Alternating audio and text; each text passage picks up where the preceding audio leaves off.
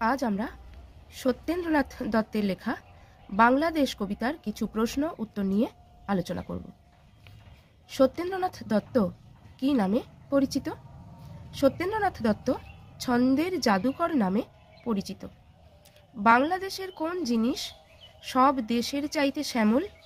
বাংলাদেশের তরুলতা সব দেশের চাইতে শ্যামল। বাংলাদেশে চলতে গেলেই দুর্বা দলতে হয় কেন? চিরসবুজ বাংলাদেশের সর্বত্রই দুর্বা ঘাস জন্মায়, তাই বাংলাদেশে চলতে গেলেই দুর্বা দলতে হয়। বাবুই পাখির বাসা দেখতে কেমন? বাবুই পাখির বাসা দেখতে অনেকটা উল্টানো কলসির মতো বা উল্টানো কুঁজোর মতো।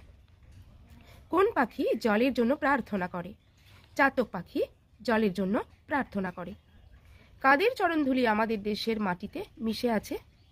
আমাদের পিতৃপিতামহ অর্থাৎ আমাদের পূর্বপুরুষদের চরণধুলি আমাদের দেশের মাটিতে মিশে আছে।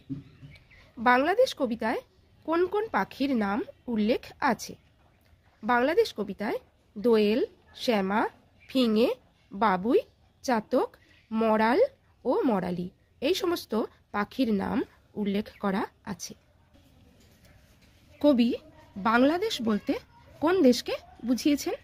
কবি বাংলাদেশ বলতে অবিভক্ত বঙ্গদেশকে অর্থাৎ পূর্ববঙ্গ ও পশ্চিমবঙ্গ একত্রে তাকে বুঝিয়েছেন। কবিতায় কে প্রশ্ন করছে আর কে উত্তর দিচ্ছে? কবিতায় কবি সত্যেন্দ্রনাথ দত্ত প্রশ্ন করছেন এবং তিনি নিজেই উত্তর দিচ্ছেন। সোনার ফসল কি? এরূপ তুলনা কেন? ধান হলো সোনার ফসল। বাংলাদেশের মাঠে মাঠে প্রচুর পরিমাণে ধানের চাষ হয়। ধান পাকলে পাকা ধানের সোনালি রঙে মাঠ ঝলমল করে ওঠে। দেখে মনে হয় যেন কেউ মাঠে সোনা ছড়িয়ে দিয়েছে।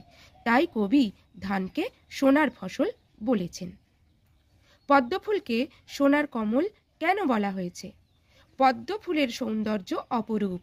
এই পদ্মফুলের উপর যখন সূর্যের সোনালি আলো এসে পড়ে তখন সে দৃশ্য অতি সুন্দর।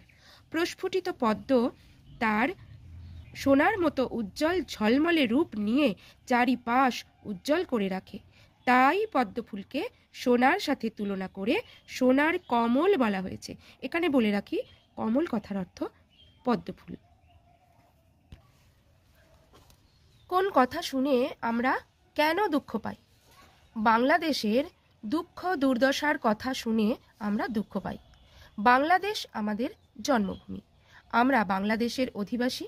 এই দেশের জল হাওয়া মাটিতে আমরা লালিত পালিত। তাই এই দেশের দুঃখ দুর্দশায় আমরা সব থেকে বেশি দুঃখ পাই। কেন আমাদের বুক বেড়ে ওঠে? আমাদের জন্মভূমি বাংলাদেশ এক মহান ঐতিহ্যমণ্ডিত দেশ। এদেশের কত গৌরবগাথা, এদেশের মহান কীর্তি ও গৌরবজনক ঘটনার কথা মনে করে আমাদের বুক গর্বে বেড়ে ওঠে। পিতৃপিতামহের চরণধুলি এদেশে থাকায় কি হয়েছে? বাংলাদেশ আমাদের পিতৃপিতামহ অর্থাৎ আমাদের পূর্বপুরুষ বসবাস করেছেন। এই দেশ তাদের স্মৃতিতে সমুজ্জ্বল। তাদের আমরা শ্রদ্ধা করি। তাদের কীর্তি কাহিনী আমাদের গর্বিত করে। তাদের আশীর্বাদ আমাদের জীবনে পথ চলার পাথেয়, যা আমাদের জীবন পথে অগ্রসর করে। এদেশে তাদের চরণধুলি পড়েছে বলে আমরা গর্বিত। আজ এ পর্যন্তই। ফিরে আসছি পরবর্তী ভিডিও নিয়ে। টাটা।